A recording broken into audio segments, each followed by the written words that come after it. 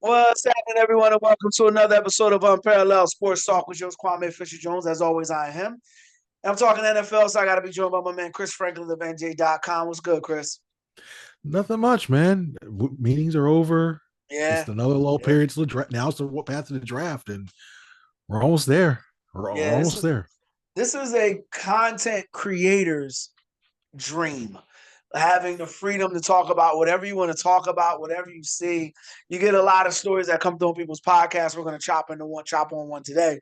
But in general, man, this is the time where you get an opportunity to really kind of show your personality, show your production skills, show your skill set. So I actually like this time of year. The shows are a little lighter, they're not as long, but the content for me is always more fun. So we have our own version of verses. Speaking of content creation, where we go from team to team, kind of pitting one conference versus another conference. And starting out, we did the AFC East versus the AFC West versus the NFC West. Of course, we had to start with the Raiders, so we got that out of the way. We got the Raiders out of the way. And last week, I forget who we did last. Well, I mean, yeah, we had to start out with the Raiders and the Cardinals. We had to get them out of the way, and we were a week ahead of the Kyler Murray move, but we got that out of the way. Then last week we did the Chargers and 49ers. Now this one, I'm a little excited about this one. I'm not gonna hold you. I'm a big Patrick Mahomes fan, so we're gonna go Chiefs versus Rams. Who's gonna have the better record?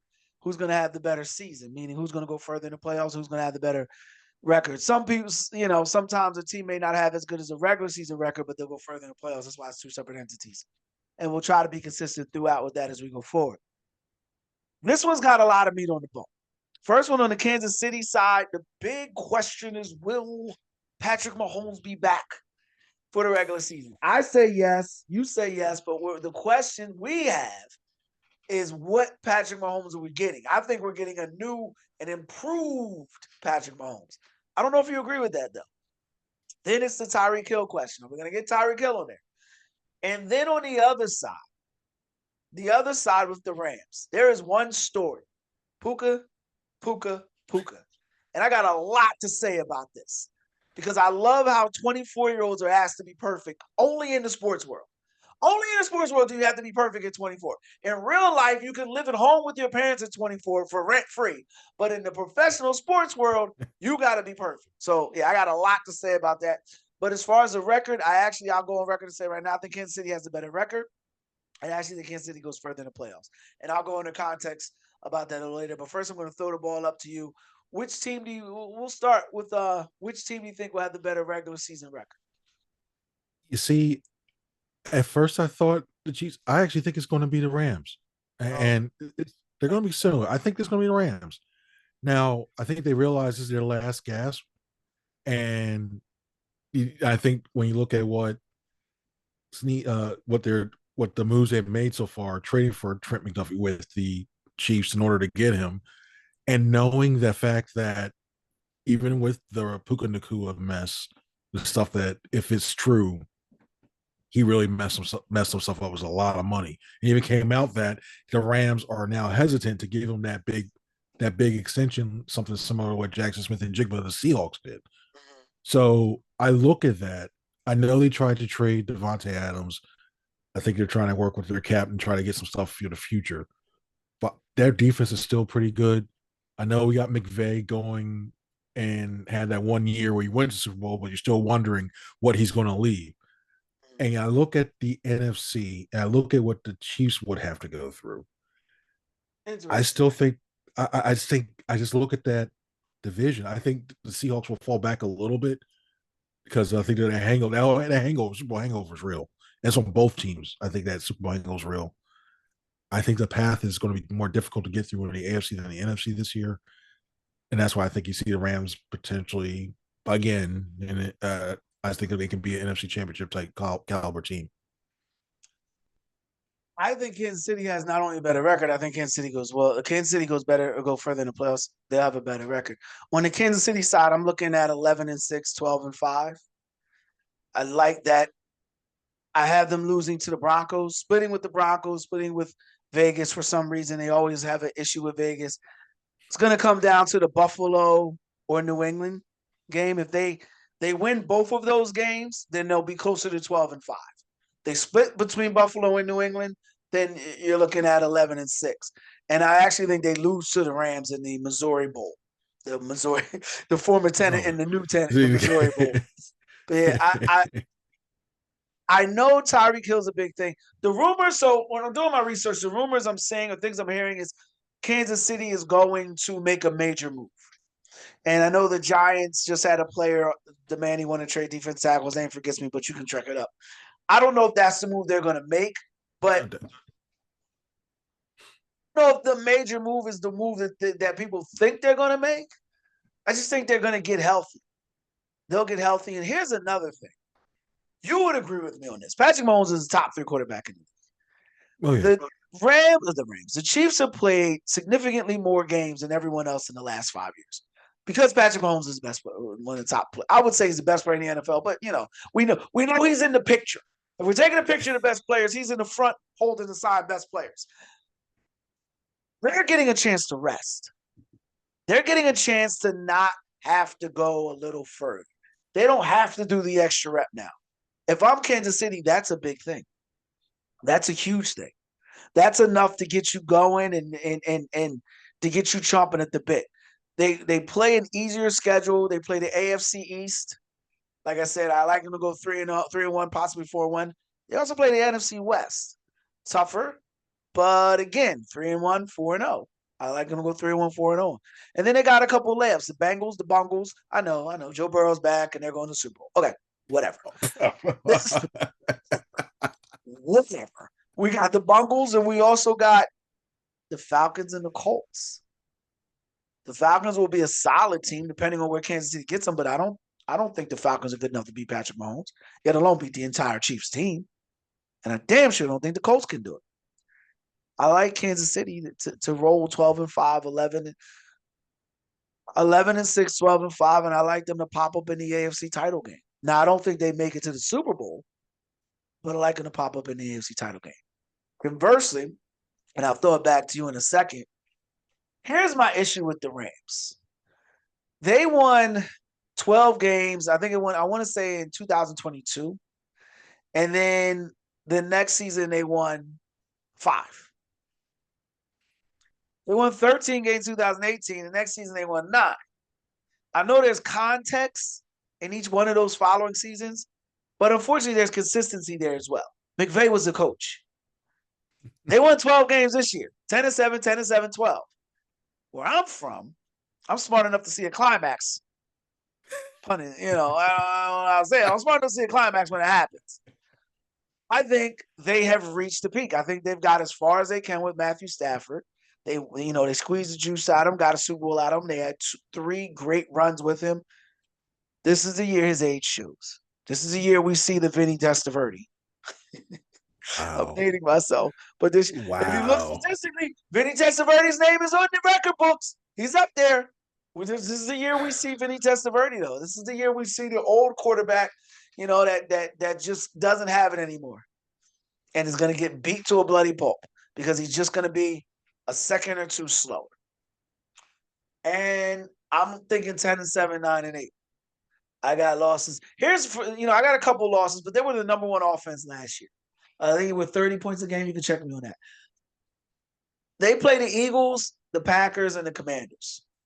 I'm picking them to go 0-3 in those 3 games. I'm picking them to go 0-3. We're going to talk about the Commanders later on in the summer, but I really think the Commanders have a bounce back season. I know the Eagles will beat them because the Eagles always beat them. They find a way to always beat. They do. Where's the lie? They do. That's true. The Packers as well. The Packers will play them tough. And if that game's in Lambeau Field and the time of year we think it's going to be, okay. Now it just got interesting. Now they're 0-3 against guys that they're going to be competing for playoff spots for. Now 9-8, 10-7 from the little black guy in California doesn't look so far-fetched. So yeah, I really think this is the year. Like I said, I'm sure it's context with each season, but unfortunately there is consistency. And that consistency is McVay as the coach. And each year when they climax, when they reach their peak, then they come back down to earth. And the 49ers will be a solid football team. The Seahawks will be a solid football team, and the Cardinals will not be. So they'll get those 2 wins there, but they'll have to split with the other two. So that's my soliloquy. What say you? Well, first off, you're right. Yeah, the Rams did lead the league in yard. They were the top offense in the league, 3 yards ahead of the Dallas Cowboys and well, 20 yards more than the Patriots. And he made some very good points because I really was kind of sort of leaning towards the Chiefs because I thought the biggest acquisition they had wasn't even personnel. It was actually the coaching staff having Eric Bieniemy be their offensive coordinator again. I thought that was huge. Facts. Because I thought when you look at, he was the one that was able True. to get the best out of Mahomes, and that run game is going to be a lot better. But then I started to wonder. You look at the right tackle. You had that walking penalty flag that was Jawan Taylor. They released him, but you don't have anybody that you know you're going to fill with. Sure, you can draft a guy, or the journeymans are all good. You can draft a guy and try to throw him in. Right tackle is not as important as left tackle, but that's still the spot where you have pressure, and you have a quarterback who's coming off of ACL, who's going to be in his mind wondering, can I still be as mobile? Like he'll try at first. Those first couple games, I think he'll be a little hesitant. I think it's just going to be human nature, knowing that is this thing going to hold up? I don't want to go through this rehab again. I think it's going to be human nature. That's why I think that first month of the season could really be a little tough for that because you have the new offensive coordinator. You're trying to get everybody there. And yeah, if you don't get Tyreek Hill, if he signs elsewhere or there's something that pops up and that the Chiefs say, you know what are you going to throw to? Because you really don't. I mean, Rasheed Rice, yeah, he's okay, but are you going to have him the whole entire season? Because we've seen the history he's shown now of being an off the field. You got to worry about him now. And the last thing you want to have to do is have Rasheed Rice, even though a talent galore, Rasheed Rice and Tyreek Hill, talent going on the outside. You don't know if you're going to have both of them availability just because of what they've done on the field. So I like that. Travis Kelce. He's not the Travis Kelce of old. He's serviceable. He's probably number 10, number 11 in my book now. If you had to rank the tight ends, I think he's fallen that a little bit, but he'll get you your yards. He'll get you your first downs, not so much touchdowns. So he'll move the sticks. That's the reason why I just have hesitation. And I think that NFC East is going to be a little tougher than anybody imagined. The AFC East, not the Jets. Not Trump. Don't get wrong. Not the Jets. Not the Dolphins. You still got to worry about the Bills. I think the Patriots are still going to be tough too. So that's a tough road. And then you look at the Rams. I can at least say that okay, if Puka's suspended for 3 games, which I don't foresee it because it's a Oh, civil I matter. haven't gotten there yet. I haven't gotten there yet, but I'm going there soon. I'm waiting for this light to come on, and I'm going there soon. Go right ahead. Hey, I'll say I'll leave this. I'll be the Dwayne Wade lobbing it up for LeBron and ready to go, and I'll start posing with a point to this one too. You don't know if you have Puka Nakua coming back. If he takes a settlement, I would feel certain that he'll get at least a game or two from the commissioner. If not, even then, you take him away, they still have the personnel and offense to still be good. I don't care. Defensively, they still have the personnel to be good. If you take Patrick Mahomes doesn't have a receiver or one goes down, they're cooked. So that's why I think I look at offense to offense, defense to defense, even special teams to special teams. Because Anthony Harrison Bucker, I think he's on his last leagues too. But I just think the Rams have it right now by a game or two. Not nothing like wow, they're going to be picking in the top 15 versus this team's going to the playoffs. It's a little thing, but I think the Rams just have just enough. So Puka's the elephant in the car. I get it. I didn't want to talk about him in the beginning. I wanted to give you an opportunity to have a civilized conversation. For those who don't know, Puka's up for a contract extension, but the Rams have stated that they want to make sure they want him to display a little bit more maturity before they pay him for the production that he gave them. And that I know I can't curse, but that's horse poop. Like it's horse poop. And this is where it's like, this is where real life needs to enter the NFL.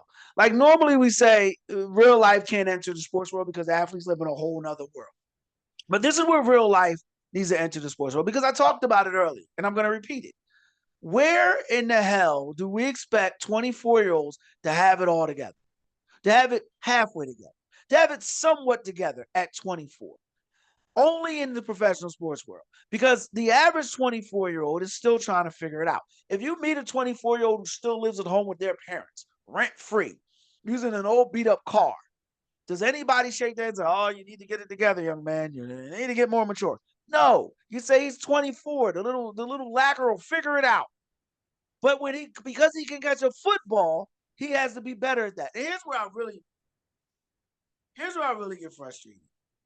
It's you drafted him in the fifth round. Correct me if I'm wrong, in the fifth round.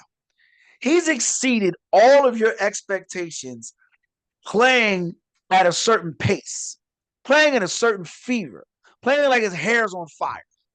Now, when it's time to pay him, we need you to slow down, young man. You're a little too much for us. Get out here. What do you mean? Pay me or trade me. And you know what? If you got that many questions about him, I'm sure about 9 teams in the league got the answer. So trade him there. If you don't want to pay him, because here's the bigger issue.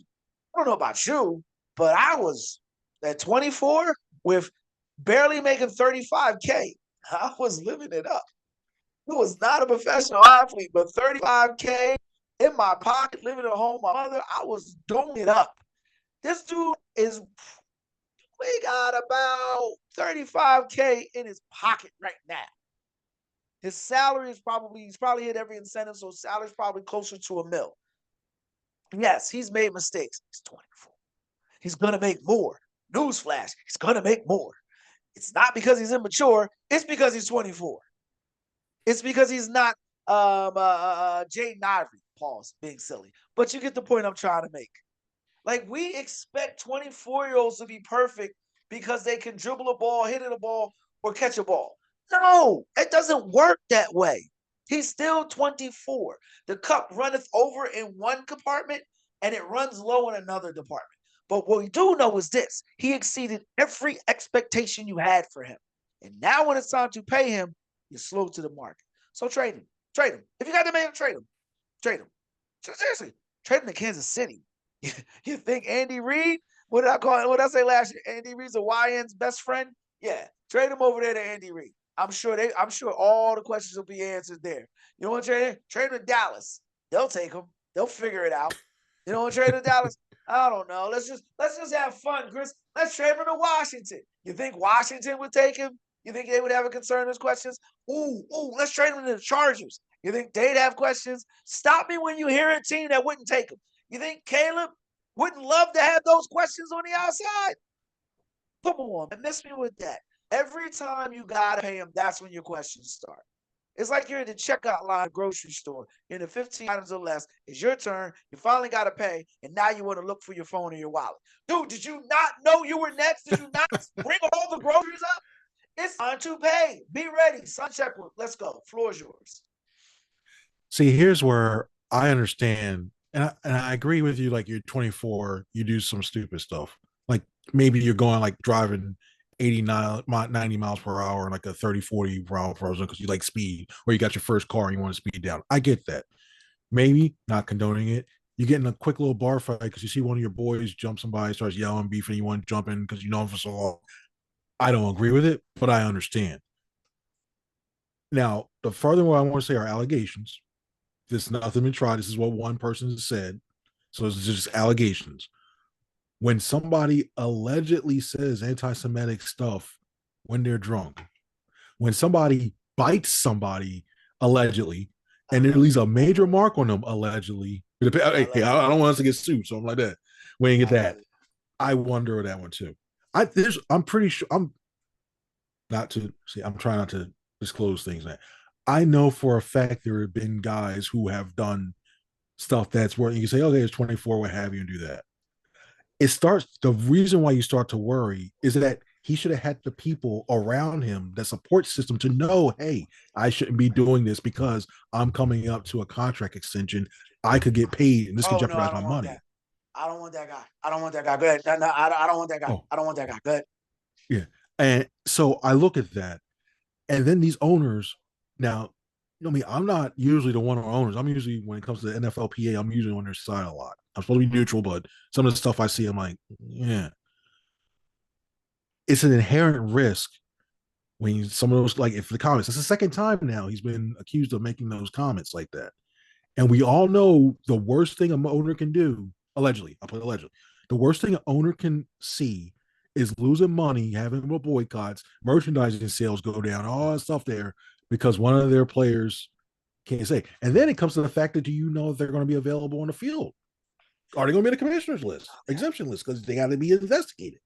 There's so much that are there that I understand why the Rams are paused and not running forward to see this. And yeah, you can trade them, but then you start to get to the wonder of look at AB. You traded him. Now I blame Vontaze perfect for everything else. Thanks Vontaze for hitting him because he changed. I think that's an issue too because Puka's had a couple. Yeah, Puka's had a of course. couple. Of course. I think that's the issue, and they don't want to say it. But go ahead. Yeah. So I look at that, and if that's the case, even with the head issue or anything like that, you trade him. He's not going to be long for his league, no matter how much you did. And if anything, I still think he gets paid. Maybe I don't think the guarantees are going to be there because you don't know what you have there, and that's why I think he's ending up.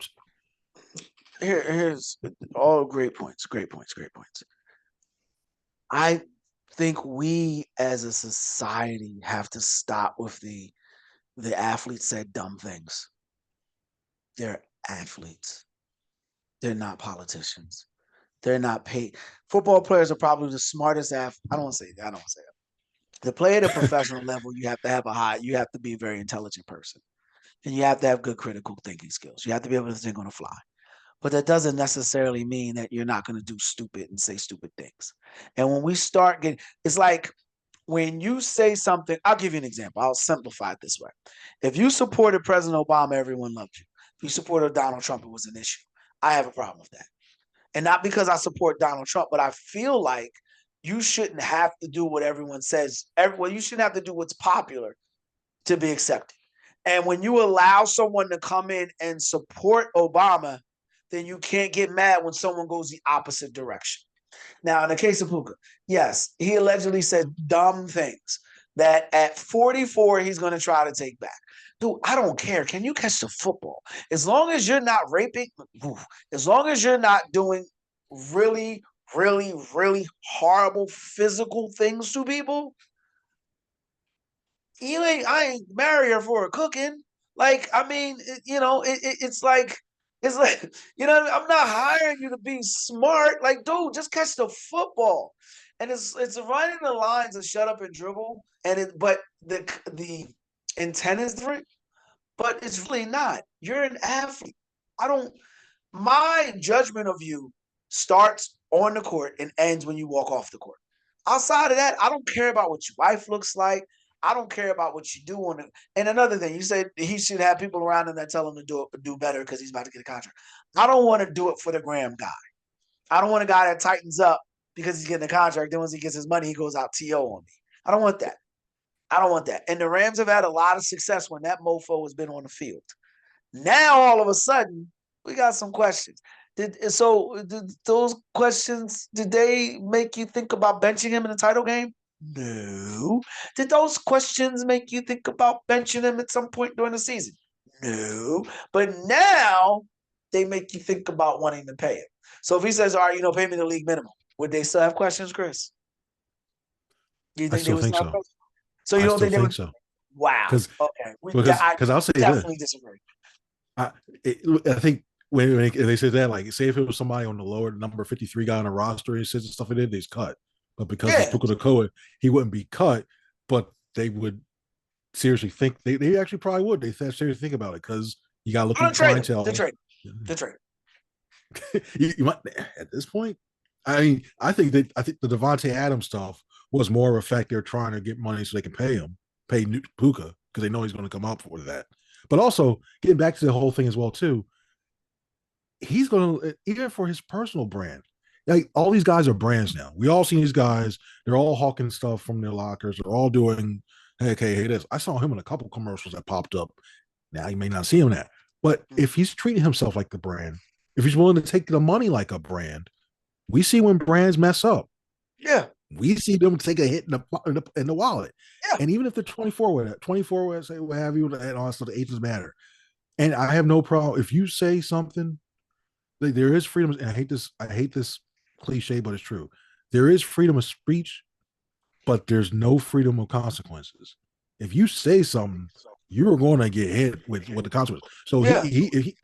since he said what he said allegedly, he said allegedly twice. First time, if he didn't know, or I'll say the one he didn't say, it's like the first time was emotional or whatever. If he honestly didn't know that first time, and since this alleged event happened, that happened before New Year's Eve. The second time that happened allegedly around New Year's Eve. The first time, I'm like, if you didn't know, I get it. That's twice now in a short span. After that other thing happened, and you're saying that stuff again, you can't use the I didn't know. You can't use ignorance to plead ignorance that time. Yeah. You're going to have to Ignorance is face never consequences defense. with them. So that's where I'm looking like you're a brand. You're taking the money. Once you take the money from a team, once you take the money from these sponsors, you're an actual brand. You're Puka Nakua. You're the ones that are going to have the shoes. You're the one that's going to have the jersey. You're the one that's going to have your own personal T-shirts. Go, hey, go to my site, 17. Blah, blah, blah. Not saying that one, but just in case he has one, that if you're doing that, you have to abide by the rules, knowing that you can pay your punishment will be financial, and that's where he's at. I don't think his punishment would be financial. I just think the Rams don't want to pay him because I think he would still get a max contract if or I think he would get them maximize his value on another team. And it seems to be always you always have a question when it's time to pay him. It's textbook NFL. It's textbook NFL. It's time to pay him. Oh, it's an age issue. Oh, he's good. He didn't win in the playoff. Like they always find a reason not to pay these dudes. And if I'm Puka, fine, trade me. Yeah, I said it, and I'll say it again. Trade me. Trade him. Let him go. The Bulls didn't waste any time, and it cost everybody their job. But you know what? It was the right decision. Trade him if he makes you uncomfortable. Now, speaking of brands, because I really want to dig into this before we go. One of the biggest brands in football, even when he played and even post career, is Randall Cunningham, former quarterback for the NFL. I'm former the NFL. Former quarterback in the NFL for the Philadelphia Eagles, had a lot of success with the Minnesota Vikings, finished out his career with the Denver Broncos, or excuse me, Dallas Cowboys. For those of you who don't know who John Gruden is, John Gruden was an elaborate caricature of an NFL coach. He won a Super Bowl in Tampa Bay. He turned around the Raiders organization. It hasn't been the same since he left. And then he was ran out of, help me out, Chris, who was he ran out of the Raiders again? I Yeah, would because say of it's the a pretty emails. fair, yeah, pretty fair assessment of John Gruden. We're not going to get into why he was ran out because that's the point. But John Gruden got his start in his 30s as an offensive coordinator with the Philadelphia Eagles. And at that time, he had a future Hall of Famer. Oh, you know, Randall's still not in the Hall of Fame, huh? Yeah, I don't think Randall's still in the Hall Oh of Fame. no, He no. had one of the most electrifying NFL players, a guy that was on the cover of Sports Illustrated called The Ultimate Weapon, a guy that was an NFL MVP, and at that time was a rare anomaly of a running quarterback who was just as potent in the pocket as he was outside of the pocket. You think Michael Vick, Caleb Martin, you think the strongest arm you could imagine and one of the most fluid athletes you could imagine.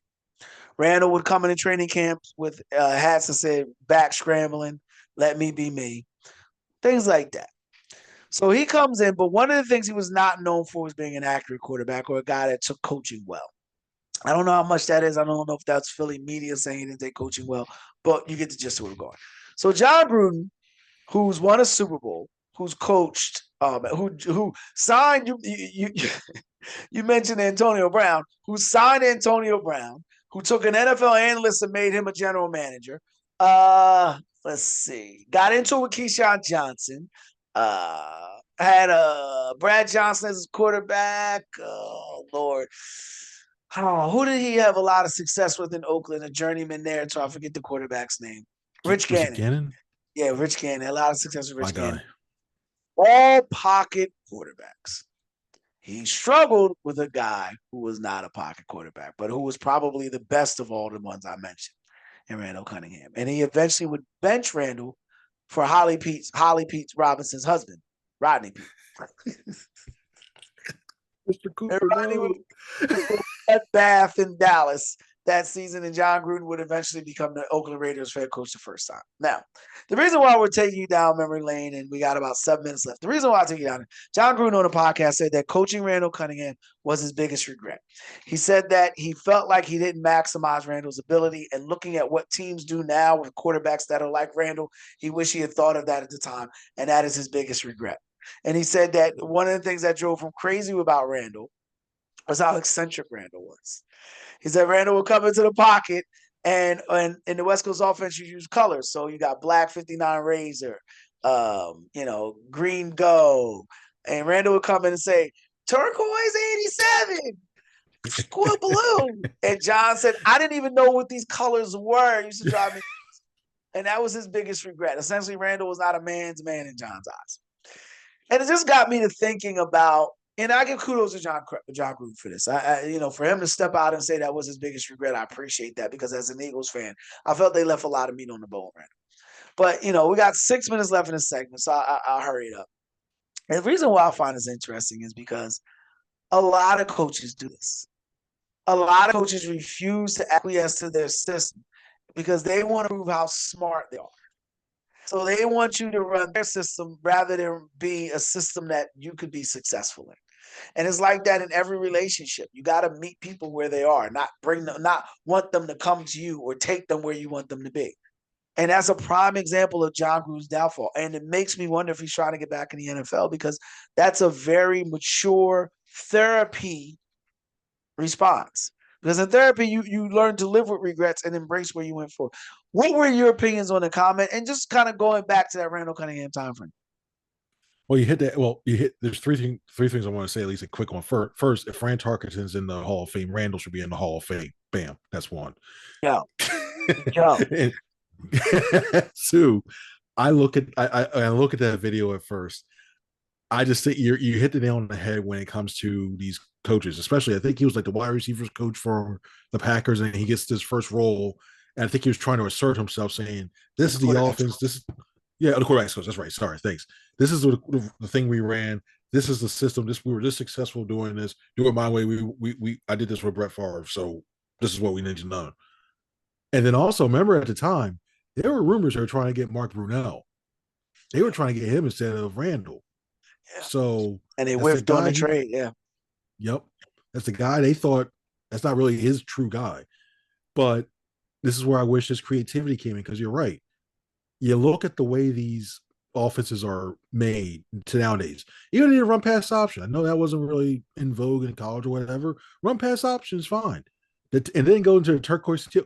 The man went out on a couple of dates with Whitney Houston. You think he had to know fashion. He had to know that stuff, because he didn't how to get the teal and turquoise. And nowadays, when you look at that system, you can run systems off that. The Earnhardt Perkins system. Also, there's an office called the Fly. It's basically you give a state, a formation is a state. You say any state, everybody knows where it is. Turquoise is a shade of blue. If you didn't know that, they teal. It's a shade of blue. Like, just because you were going into that and you wanted to make sure I was at the Cats and Ricky Williams was coming into my office and getting upset and all this stuff he does. Also, you're right. I think he's trying to find his way in. I think the biggest thing for him is he's going to need to turn the verbiage down in his offense, because nobody's going to be spraying this, doing a spread offense, trying to say that Chris Sims. If you ever get anybody who ever hasn't watched it, watch the Chris Sims video of him trying to say the whole entire play in the John Gruden offense. It's not going to fly like that, I think, anymore. So dumb it down a little bit, and maybe he has a shot. They don't have to dumb it down. He needs to understand what's successful and what's not successful. And the thing about Gruden, and I want to give him credit here, is for him to go way back in that time and still be learning that he dropped the ball. It says a lot for me. Look, Randall was a different type of bird, but he could still fly. And that's what it all comes down to me. We have these issues with athletes that they're not what we're used to, or they're not what we think they should be. And we hamper them and hold them down and don't allow them to be successful. And the first guy that comes to mind on the other side of a guy that was allowed to fly was Allen Iverson. If you want to come back, fast forward now, Steph Curry. It's like the old Shawshank Redemption line. Some birds are just meant to fly, and you have to give them an opportunity to spread their wings. And Randall, for all his eccentric and everything, his biggest drawback was that sucker could not stay healthy. He could not stay healthy to save his life. And if he could have stayed healthy, he might have had more success in Philly. He had a 15-1 season in Minnesota, but they went to bed against the Falcons. And they went to bed because Randall didn't have a lot of success in those situations. He was a guy that, I don't say, he didn't produce in the big moments. His playoff record was abysmal. His playoff stats were abysmal, and he fell short a lot. But he fell short a lot because that's when the coaching needed to jump in. Usually in your title games, the talent will get you to the title games. Usually your coaching will get you the title.